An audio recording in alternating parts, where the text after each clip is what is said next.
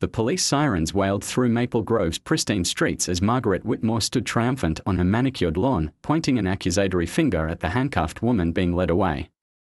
Finally, she shrieked, "Justice for our community!" But as the officers reached their patrol car, the woman turned back with a knowing smile that sent ice through Margaret's veins. The badge glinting in the afternoon sun wasn't just any badge, and Margaret's perfect world was about to crumble in ways she never imagined. Sometimes the hunter becomes the hunted, and karma has a way of wearing a uniform. Detective Sarah Chen had seen enough corruption in her 15 years on the force to know that evil often wore a pleasant smile and lived behind white picket fences.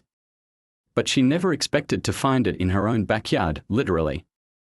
The moving truck had barely pulled away from 1247 Maple Grove Lane when the first complaint arrived. Sarah stood in her new living room, surrounded by boxes and the lingering scent of fresh paint, when the doorbell chimed with aggressive persistence. "Daniel, can you get that?" she called to her husband, who was wrestling with their flat-screen TV in the corner. "I'm kind of in the middle of something here," he grunted, trying to maneuver the massive screen onto its mount. Sarah wiped her hands on her jeans and opened the door to find a woman who looked like she'd stepped out of a 1950s housewife manual, if that housewife had been forged from steel and disappointment. Blonde hair sprayed into submission, pearl earrings, and a smile that never reached her eyes. "Hello there. I'm Margaret Whitmore, president of the Maple Grove Homeowners Association."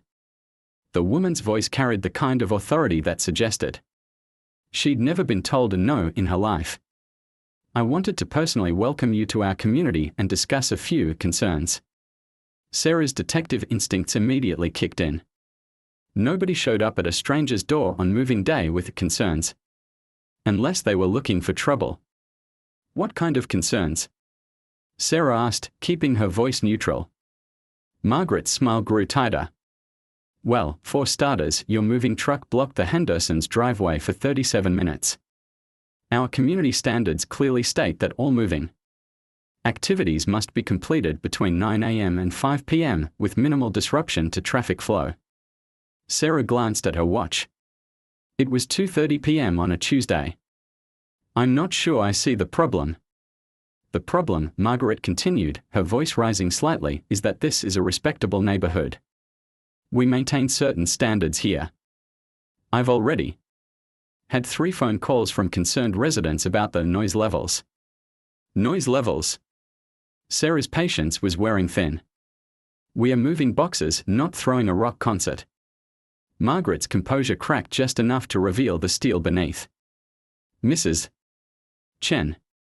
"Sarah Chen." "Mrs. Chen, I don't think you understand how things work here. We have rules. Order. Everyone follows them, and everyone benefits. When someone decides they are above the rules..." She let the threat hang in the air. Daniel appeared behind Sarah, his dark hair disheveled from the move. "Everything okay, honey?" Margaret's gaze shifted to him, and Sarah caught the brief flash of something ugly in her eyes. "Oh, I see. Mixed marriage. How progressive." The comment hung in the air like a toxic cloud. Sarah felt her husband tense behind her, but she kept her expression neutral. 23 years of marriage had taught them both when to pick their battles, and moving day wasn't the time for a neighborhood war. "Is there anything else, Mrs. Whitmore?" Sarah asked.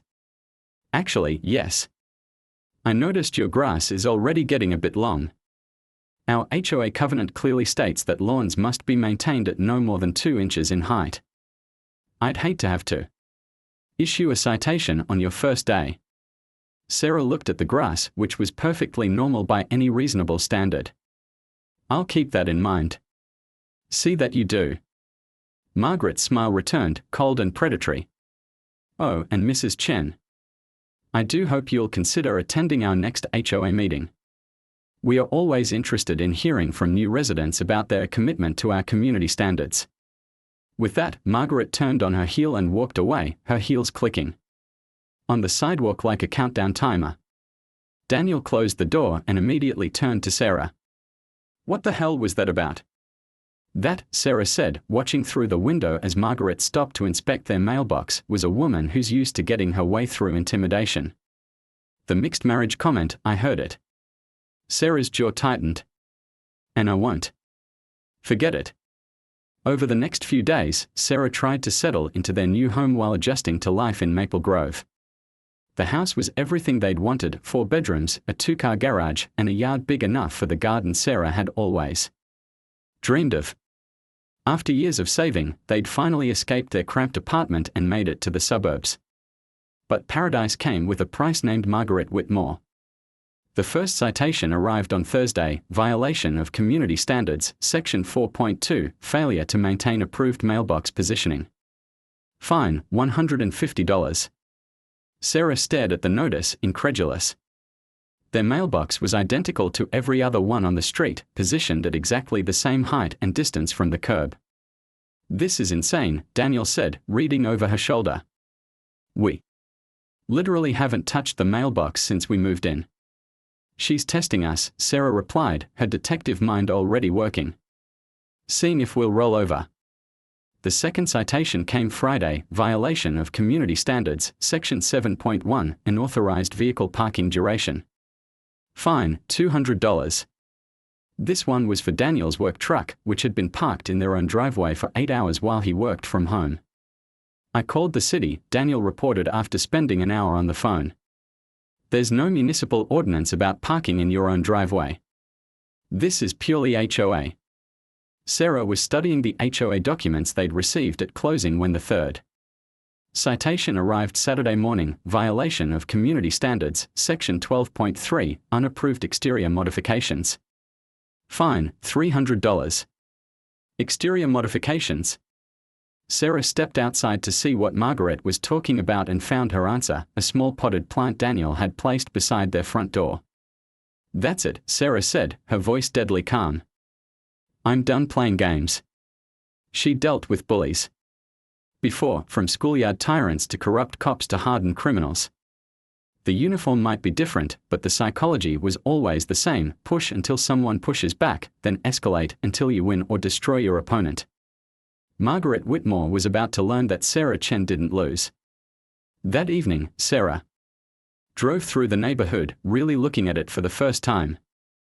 Maple Grove was a testament to suburban perfection: every lawn precisely maintained, every house painted in approved colors, every mailbox positioned with military precision.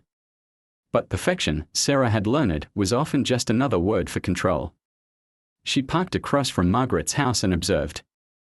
The woman had clearly appointed herself queen of this particular castle, and her home reflected it: the largest house on the block, with a garden that looked like it belonged in a magazine and a driveway that probably cost more than most people's cars. As Sarah watched, Margaret emerged from her house and began walking the neighborhood with a clipboard, stopping at various houses to inspect driveways, mailboxes, and lawns. At the Martinez house, she spent 5 minutes examining their garden. Known with the intensity of a bomb disposal expert. Interesting, Sarah murmured to herself. She followed at a distance as Margaret continued her patrol, documenting every perceived violation with the thoroughness of a tax auditor. When Margaret stopped at the Henderson house and began measuring their lawn with a ruler, Sarah almost laughed. Almost. Because predators, she'd learned, weren't funny. They were dangerous. Her phone buzzed with a text from her partner at the precinct: how's suburban life treating you? Sarah typed back, like a crime scene waiting to happen. Sunday morning brought the fourth citation, and this one crossed a line that made Sarah's blood run cold: violation of community standards, Section 15.7, suspicious activity and potential criminal behavior. Fine, $500. Additional action may be required. Criminal behavior. Daniel's voice was tight with anger. What criminal behavior? Sarah was already pulling up the HOA covenants on her laptop. Section 15.7. Here it is. Residents engaging in suspicious activity, including but not limited to irregular work schedules, unusual visitor patterns, or behavior inconsistent with community standards may be subject to investigation and potential law enforcement involvement. That's the most vague, overreaching bullshit I've ever heard. It's also probably unenforceable, Sarah said, but her detective instincts were screaming warnings. Daniel, I need you to be careful. Keep your head down, follow every rule to the letter. Don't give her any ammunition. What about you? Sarah's smile was predatory. I'm going to do what I do best. I'm going to investigate. Monday morning, Sarah began her real research. She started with public records, diving into Margaret Whitmore's background with the thoroughness she usually reserved for murder suspects. What she found was fascinating and disturbing in equal measure. Margaret had been HOA president for 8 years, during which time the association had issued over 2,000 citations and collected nearly $400,000 in fines. More interesting was the pattern: new residents received a disproportionate number of citations, particularly those who were minorities, young families, or anyone WH. Sarah Chen had always believed that patience was the difference between good detectives and great ones. As she stood in a ransacked living room, watching Margaret Whitmore's victory parade through her front window, she reminded herself that the best predators were the ones who let their prey think they were safe. It was time to go hunting. Monday morning, Sarah arrived at the precinct with the focused intensity that her colleagues had learned to recognize and fear. Detective Mike Rodriguez, her partner of 3 years, took one look at her face and poured himself an extra cup of coffee. "Okay, what happened?" he asked, settling into his chair across from her desk. "I need a favor, Mike." "A big one." "How big?" Sarah pulled out her phone and showed him the photos Daniel had taken during the search. "I need you to run a background check on Margaret Whitmore, 1251, Maple Grove Lane. Full workup, financials, criminal history, civil suits, everything." Mike whistled low. "Jesus, Sarah. They tossed your house. Based on a sworn affidavit from my neighbor claiming I was dealing drugs out of my home. And you want to know what skeletons are in her closet? I want to know everything about her life down to her favorite brand of toilet paper." Mike leaned back in his chair. "You know I can't just run random background checks for personal vendettas. This isn't a vendetta, Mike. This is about a woman who's systematically harassing residents and weaponizing law enforcement to do it. I think she's committed fraud, possibly civil rights violations, and definitely perjury." "Perjury?" Sarah pulled out the search warrant affidavit. "She swore under oath that she witnessed drug transactions in my driveway. The drug transactions were Daniel paying the pizza guy. The suspicious vehicles were police cruisers belonging to colleagues who stopped by to welcome me to the neighborhood." Mike's expression darkened. "She lied to get a search warrant. Gets worse. I did some preliminary research. She's been doing this for years, targeting specific residents with bogus citations and legal harassment. 3 families have lost their homes because of her. That's using the legal system as a weapon." "Exactly. And now I need to prove it." Mike was quiet for a long moment, then nodded. "I'll run the check. But Sarah, if this goes sideways, it won't. Trust me." While Mike worked his magic with the databases, Sarah made a series of carefully orchestrated phone calls. First to a friend at the IRS, then to the state attorney general's office, then to the city planning department. Each call was professional, routine, and completely devastating. By noon, she had a clearer picture of Margaret Whitmore's empire, and it was uglier than she'd imagined. The HOA had collected over $400,000 in fines over the past 8 years, but only $150,000 had been deposited into the association's accounts. The remaining $250,000 had vanished into a web of shell companies and personal accounts, all traceable back to Margaret. "She's been embezzling from the HOA for years," Sarah told Mike as they sat in their car outside a crime scene. "But that's not the worst part." "What's the worst part?" "She's been using the threat of legal action to force residents to sell their homes at below market prices, then buying them through shell companies and flipping them for profit." Mike stared at her. That's basically extortion. It's exactly extortion. And I can prove it." Sarah's phone buzzed with a text from Daniel. "Margaret's at the door again. She wants to discuss our payment plan." "I have to go," Sarah told Mike. "She's making another move." Sarah arrived home to find Margaret standing in her driveway like she owned it, clipboard in hand and that same predatory smile plastered across her face.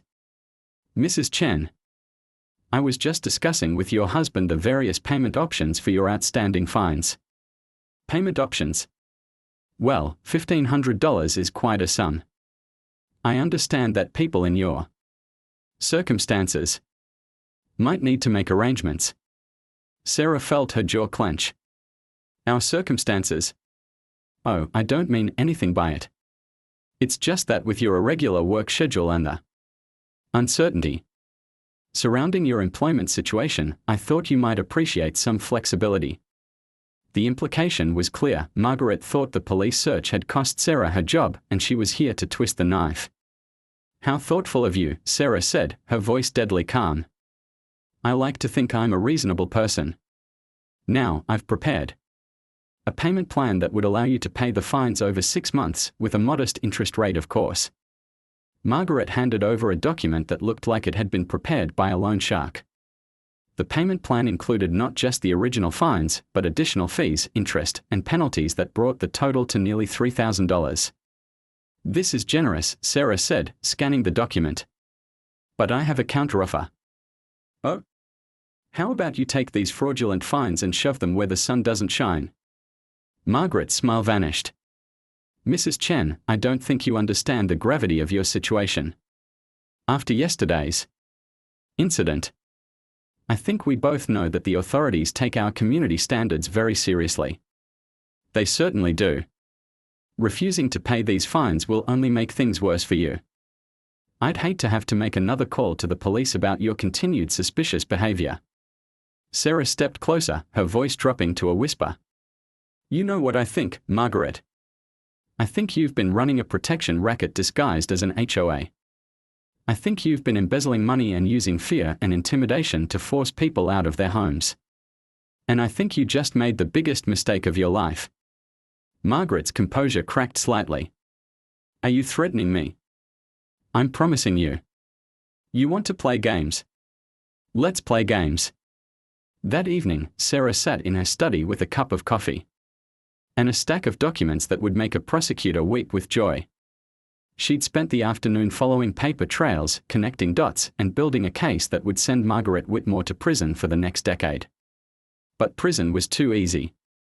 Sarah wanted something more poetic. She was deep in thought when Daniel knocked on the door. How bad is it? He asked. Bad. She's been running a criminal enterprise for years, using the HOA as cover. Embezzlement, extortion, fraud, perjury, she's hit every major felony except murder. Can you prove it? Sarah smiled. I can prove all of it. But I want to do something better than just arrest her. What do you mean? I mean she's about to learn what it feels like to be hunted. Tuesday morning, Sarah made her first move. She called the city planning department and filed a formal complaint about Margaret's unpermitted additions and code violations. Then she called the fire department about the illegal septic system. Then she called the Environmental Protection Agency about potential groundwater contamination. Each call was professional, routine, and completely devastating. By noon, Margaret's house was crawling with city inspectors, each one armed with clipboards, cameras, and the power to shut down her perfect little kingdom. Sarah watched from her kitchen window as Margaret stood in her driveway, gesticulating wildly at a building inspector who was photographing her illegal deck addition. The woman's face was red with fury, and she kept pointing toward Sarah's house as if somehow this was all her fault. Which, of course, it was. Wednesday brought the first citation, violation of Municipal Code 14.2, unpermitted structural additions. Fine, $500 per day until compliance. Thursday brought the second, violation of Environmental Code 7.3, illegal septic system installation. Fine, $1,000 per day until remediation. Friday brought the nuclear option, violation of Health Code 23.1, potential groundwater contamination. Immediate cessation of all water usage pending environmental assessment. Sarah was watering her flowers when Margaret stormed across the street, her perfect composure finally shattered. You? Margaret screamed, pointing an accusatory finger at Sarah. You did this. Did what? Sarah asked innocently. Don't play dumb with me. You called the city. You're trying to destroy my home. Sarah straightened, her voice calm and measured. Mrs. Whitmore, I simply reported some code violations I noticed. Just like you reported your concerns about my suspicious behavior. This is harassment. This is illegal. Is it? Because I thought we'd established that no one is above the law. Margaret's face was purple with rage. You have no idea who you're dealing with. I have friends in this city, connections you can't imagine. I'm sure you do. This isn't over. I'll make your life a living hell. Sarah smiled. You already tried that. Now it's my turn. As Margaret stormed away, Sarah felt the familiar satisfaction of a plan coming together. But she wasn't done yet. Not by a long shot. That evening, Sarah made another series of calls. This time to the families who'd been forced out of their homes by Margaret's harassment campaign. The Martinez family, who'd lost their house over $12,000 in bogus fines. The Johnsons, who'd been forced to sell after Margaret convinced the city to condemn their property over a minor fence violation. The Petersons, who'd simply given up and moved rather than fight Margaret's legal machine. Each conversation was the same: shock, anger, and a desperate desire for justice. She destroyed our lives, Maria Martinez told Sarah over the phone. We lost everything because of her lies. Would you be willing to testify about what she did to you? Sarah asked. Testify? Are you a lawyer? Something like that. By the end of the week, Sarah had statements from 12 families, financial records proving Margaret's embezzlement, and a paper trail that Sarah Chen thought she'd seen the last of Margaret Whitmore when the patrol car disappeared around the corner of Maple Grove Lane. She was wrong. The first sign of trouble came at 3 a.m. when her phone rang with the shrill persistence of an emergency. Sarah fumbled for it in the darkness, her detective instincts immediately alert. Detective Chen. This is Lieutenant Morrison from the 12th Precinct. We have a situation. Sarah sat up, instantly awake. What kind of situation? Margaret Whitmore posted bail 2 hours ago. She's claiming you falsified evidence and conducted an illegal investigation. She's demanding your arrest for harassment, stalking, and abuse of police powers. Sarah's blood ran cold. She what? She's got a lawyer, some hotshot from downtown, and they are filing complaints with Internal Affairs, the District Attorney's Office, and the State Attorney General. They are claiming you orchestrated a personal vendetta using police resources. Lieutenant, that's completely, I know what it is, Chen. But they've got paperwork, and they are making noise. Big noise. You need to get down here. Now. Sarah hung up and turned to Daniel, who was already awake and listening to her side of the conversation. She's fighting back, Sarah said, her voice tight with worry. Can she do that? After what she did? She can try. And with the right lawyer, she might succeed. An hour later, Sarah sat in Lieutenant Morrison's office, watching her career potentially crumble in real time. Morrison was a good cop and a fair boss, but he was also a man who understood politics, and Margaret Whitmore was apparently very well connected. Walk me through this again, Morrison said, his voice carefully neutral.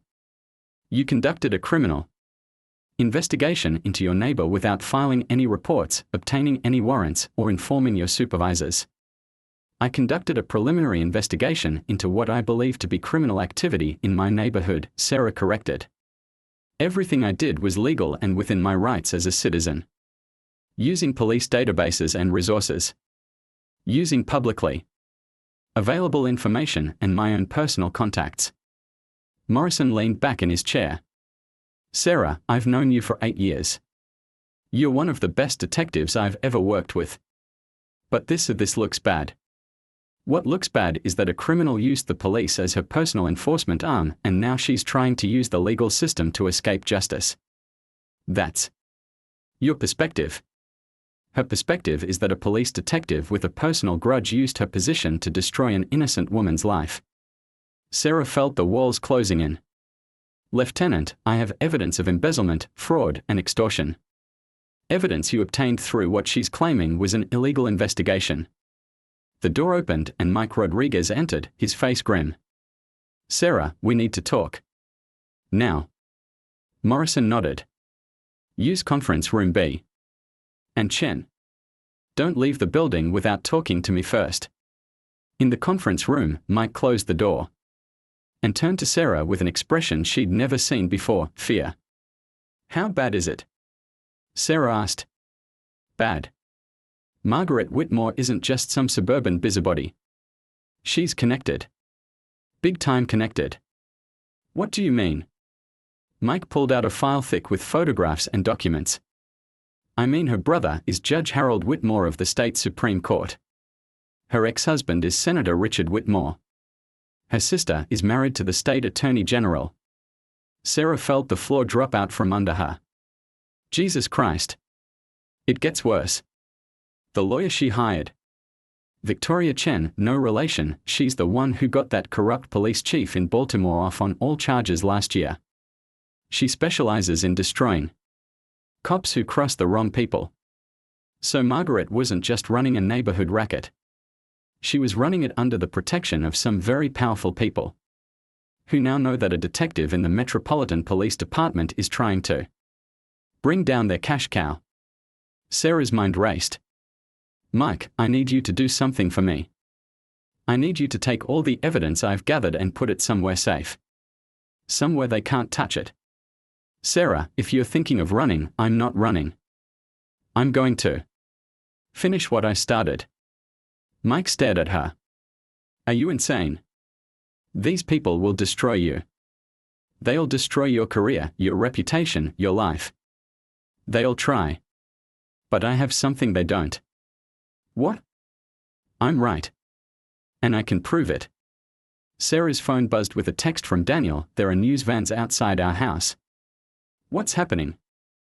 "I have to go," Sarah told Mike. "If they suspend me, if they arrest me, if they do anything to stop me from finishing this, you make sure that evidence sees the light of day." "Sarah, promise me, Mike." Mike nodded reluctantly. "I promise." Sarah drove home through streets that felt like a war zone. 3 news vans were parked outside her house, their satellite dishes reaching toward the sky like metallic vultures. Reporters and cameramen clustered on her lawn, and she could see Margaret Whitmore standing among them, perfectly coiffed and playing the victim with Oscar-worthy performance.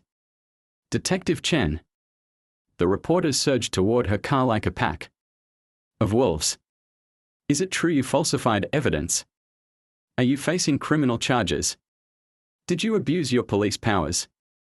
Sarah pushed through the crowd, saying nothing, her face a mask of professional composure. But as she reached her front door, Margaret stepped into her path. "Mrs. Chen," Margaret said, her voice dripping with false sympathy. "I'm so sorry it had to come to this. Get out of my way, Margaret. I tried to handle this quietly, you know. I gave you so many chances to simply follow the rules. But you forced my hand."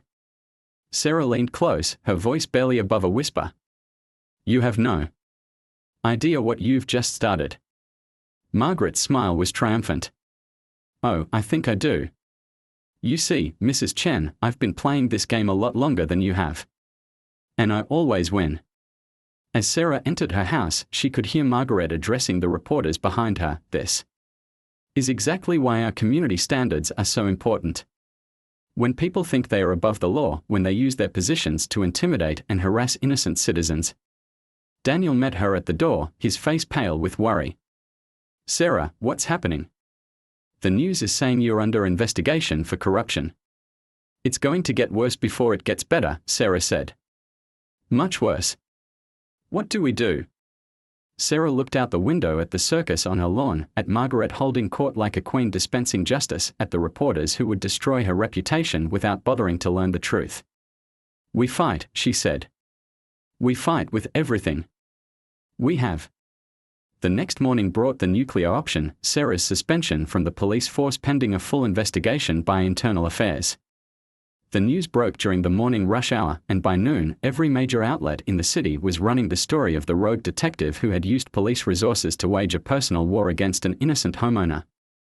Sarah sat in her kitchen, watching her career die on live television, while Margaret Whitmore gave interview after interview, painting herself as the victim of a vindictive and corrupt police officer. "Detective Chen had a vendetta against me from the moment she moved into our neighborhood," Margaret told a sympathetic reporter.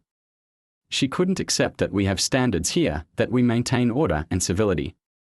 So she used her position as a police officer to try to destroy my life. What kind of harassment did you experience? The reporter asked. Constant surveillance. Threatening phone calls. She had city inspectors swarm my property based on false reports. She turned my neighbors against me. She even had me arrested on completely fabricated charges. Sarah turned off the television, unable to watch anymore. Margaret was good, better than good. She was a master manipulator who had turned the entire situation on its head, making herself the victim and Sarah the aggressor. But Margaret had made one crucial mistake: she'd underestimated what Sarah was willing to sacrifice to bring her down. Sarah's phone rang. It was her friend at the FBI. Sarah, I just saw the news. Tell me you didn't actually do what they are saying you did. I didn't. But I need your help, Janet. I need it now. I'm listening. Margaret Whitmore has been running a criminal enterprise for years, using HOA violations as cover for extortion and embezzlement. She's stolen hundreds of thousands of dollars and forced multiple families out of their homes. I have evidence of everything. If you have evidence, why are you suspended? Because she's connected. Her brother is a state Supreme Court judge. Her ex-husband is a senator, and her sister is married to the state attorney general. They are using their influence to bury this. There was a long silence on the other end of the line. Janet. I'm here. Sarah, what you're describing sounds like racketeering. If you're right, if she's been using her family's political connections to protect a criminal enterprise, then it's federal jurisdiction. It's federal jurisdiction. But Sarah, if you're wrong about this, if you're letting personal feelings cloud your judgment, I'm not wrong. I can prove everything. Then prove it. Send me everything you have. But Sarah, be careful. If these people are as connected as you say they are, they'll stop at nothing to protect themselves. That evening, Sarah worked in her study, organizing documents and preparing evidence packages for the FBI. She could hear the reporters outside, their voices carrying through the evening air as they dissected her life and career for the entertainment of the masses. Daniel brought her a cup of coffee and sat down across from her. How bad is it really? He asked. Bad. If the FBI doesn't move on th. At 5:47 a.m., federal agents were simultaneously raiding Margaret Whitmore's house, the HOA offices, Judge Harold Whitmore's chambers, and Senator Richard Whitmore's congressional office. The synchronized operation, codenamed Maple Grove, would later be called the largest corruption bust in the state's history. But Sarah didn't know that yet.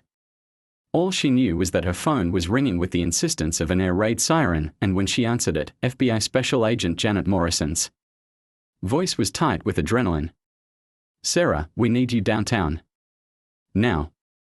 And bring everything, every document, every recording, every piece of evidence you have. What's happening? What's happening is that your little HOA investigation just became a federal RICO case. We've got enough evidence to bring down half the state government.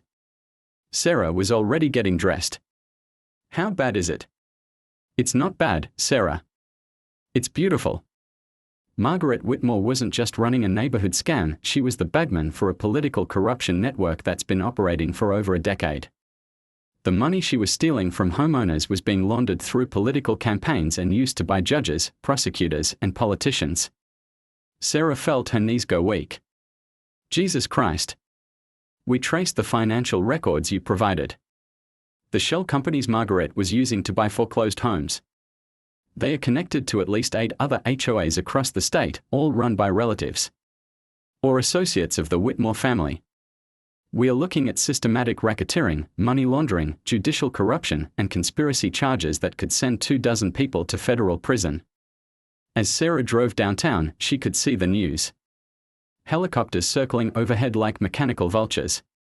Every radio station was broadcasting breaking news about the federal raids, and her phone was buzzing with calls from reporters, colleagues, and neighbors. She ignored them all. The FBI field office was chaos. Agents rushed through corridors. carrying boxes of evidence while phones rang incessantly and television screens showed aerial footage of the raids. Sarah was escorted to a conference room where Janet Morrison waited with 3 other agents and enough coffee to fuel a small army. "Detective Chen," Janet said, standing to shake her hand. "I owe you an apology." "For what?"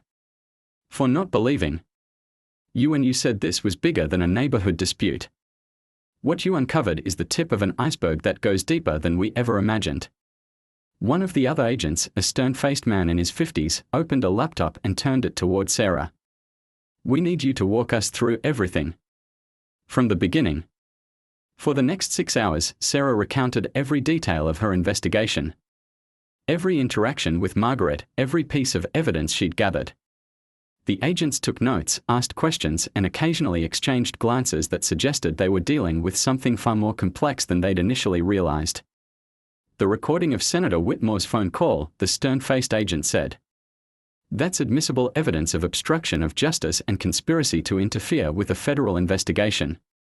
"Will it hold up in court?" Sarah asked. "It'll hold up.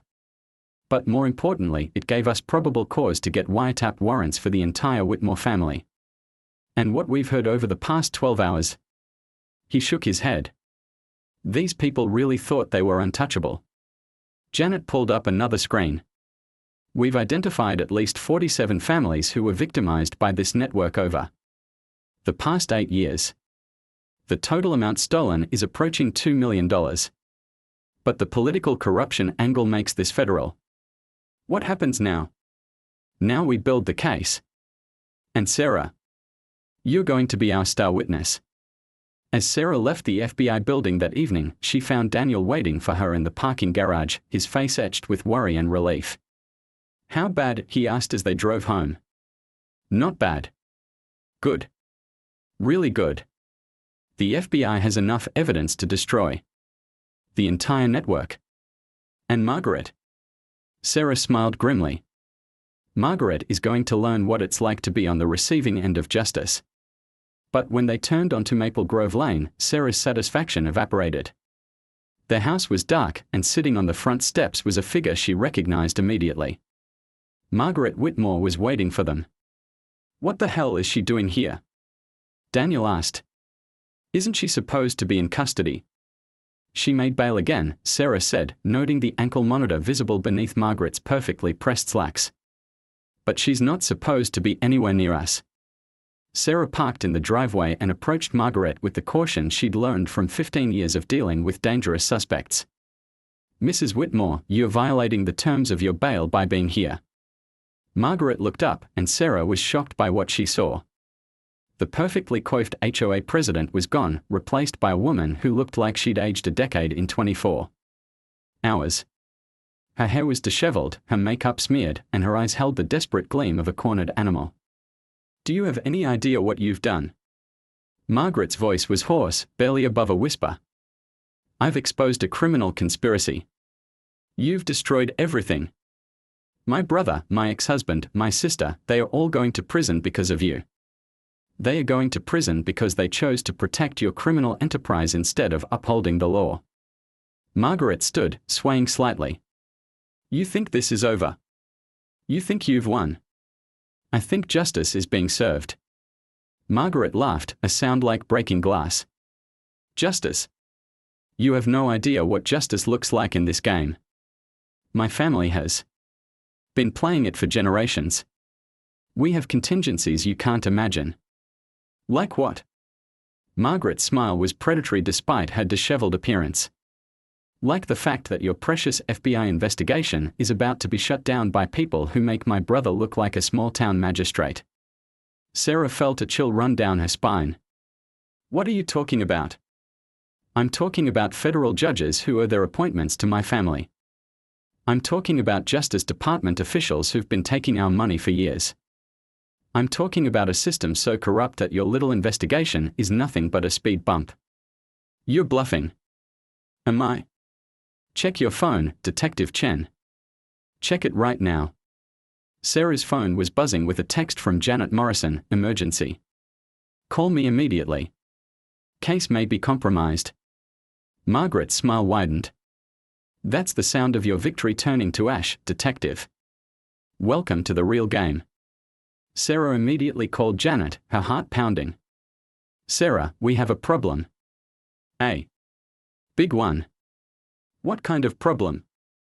The kind where someone with serious juice just shut down our investigation. All evidence has been sealed pending a review by the Justice Department's Public Integrity Section. What does that mean? It means someone very powerful doesn't want this case to proceed. And whoever it is has enough influence to stop a federal RICO investigation in its tracks. Sarah looked at Margaret, who was watching her with undisguised satisfaction. Janet, this can't be legal. It's legal if the right people sign the right papers. Sarah, I've never seen anything like this. Orders came down from the very top to cease all investigative activities immediately. So that's it. They just a win. For now. But Sarah, this isn't over. Orders like this create their own kind of evidence.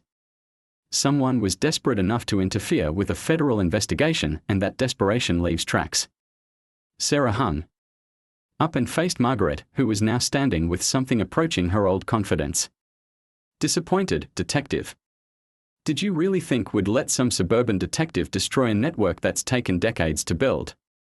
You won't get away with this. We already have. By tomorrow, your investigation will be declared a rogue operation, the evidence will be dismissed as tainted, and you'll be lucky if you're not facing federal charges for interfering with national security. National security? Margaret's laugh was victorious.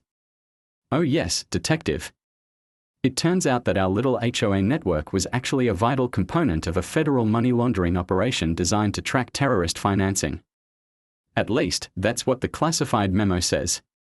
Sarah felt the world tilt beneath her feet. They weren't just corrupt, they were connected at levels she'd never imagined possible. But here's the thing, Mrs. Chen, Margaret continued, her voice gaining strength. You've caused us a great deal of trouble. And troubled people sometimes make poor decisions.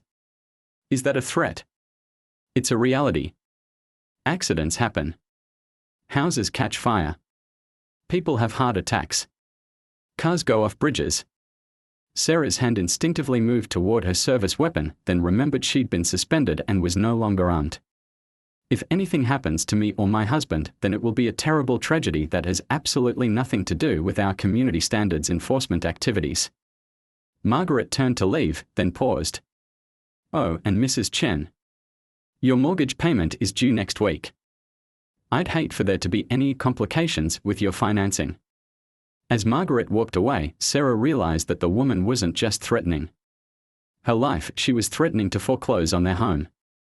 The same system that had protected Margaret's criminal enterprise was now being turned against Sarah herself. But as Sarah watched Margaret disappear into the darkness, she made a decision that would change everything.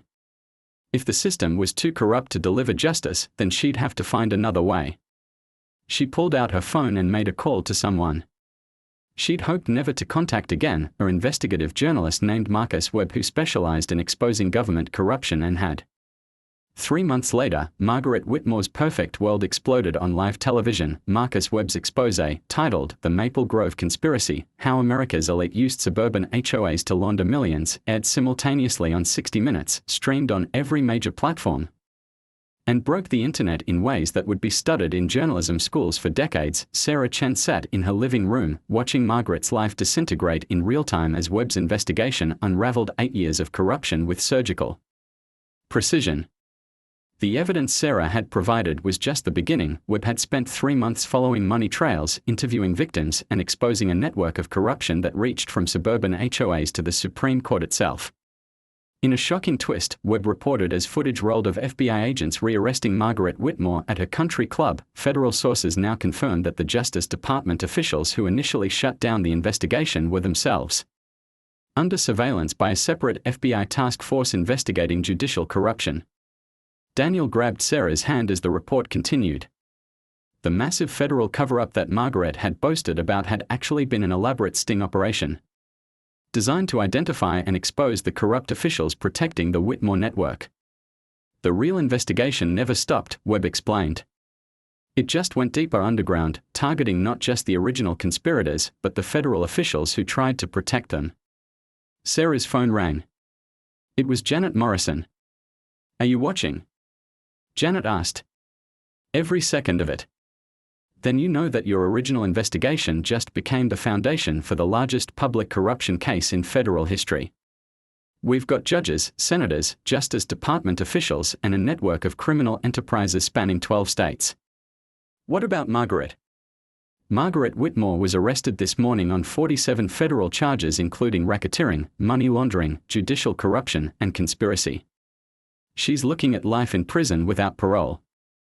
As if summoned by their conversation, the television showed Margaret being led away in handcuffs, her perfect composure finally shattered as reporters shouted questions about her brother's suicide. That morning and her ex-husband's resignation from the Senate in disgrace, but the most devastating moment came when Webb interviewed the families whose lives had been destroyed by the Whitmore network.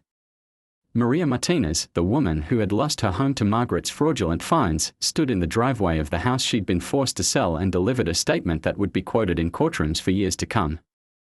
"They thought they could destroy us because we were just ordinary people," Maria said, her voice steady despite her tears. "They thought no one would care about a few families losing their homes to pay for their corruption. But they were wrong.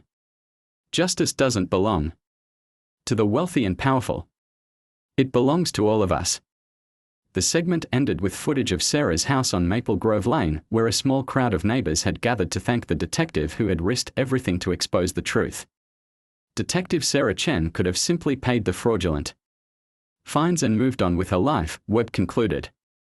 Instead, she chose to fight back against a system designed to crush anyone who dared to challenge it. Her investigation not only exposed the Whitmore conspiracy, but revealed the courage that ordinary citizens can find when they refuse to accept injustice.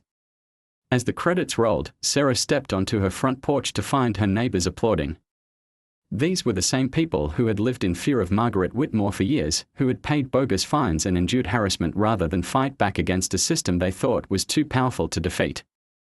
"Thank you," called out Mrs. Henderson from across the street. "Thank you for giving us our neighborhood back." But the real vindication came the next morning, when Sarah returned to work at the Metropolitan Police Department with her full rank and privileges restored. Lieutenant Morrison met her at her desk with a smile and a new case file. "Welcome back, Detective.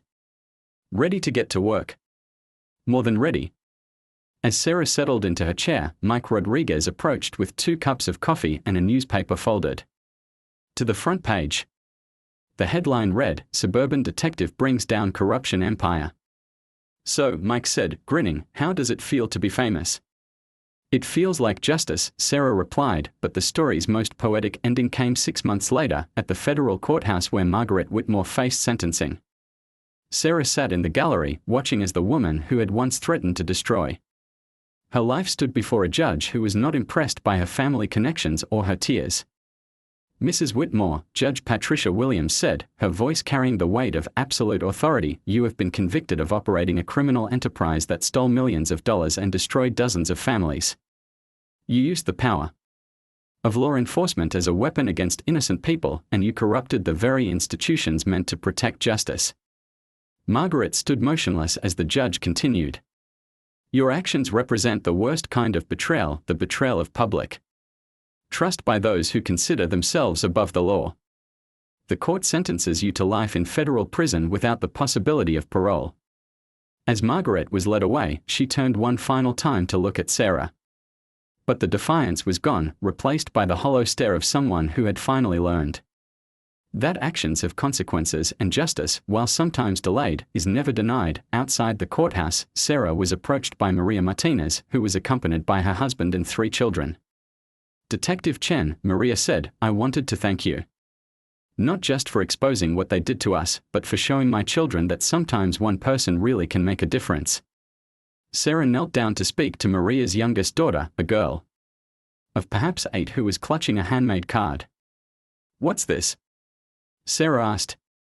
"It's a thank you card," the little girl said shyly. "Mama says you're a hero." Sarah opened the card to find a crayon drawing of a police officer standing in front of a house with the words, "Thank you for saving US," written in careful block letters. "You know what?" Sarah said to the little girl. You don't need to be a police officer to be a hero. Sometimes you just need to be brave enough to stand up for what's right. As Sarah drove home that evening, she reflected on the journey that had begun with a simple complaint about a mailbox and ended with the exposure of a multimillion-dollar conspiracy.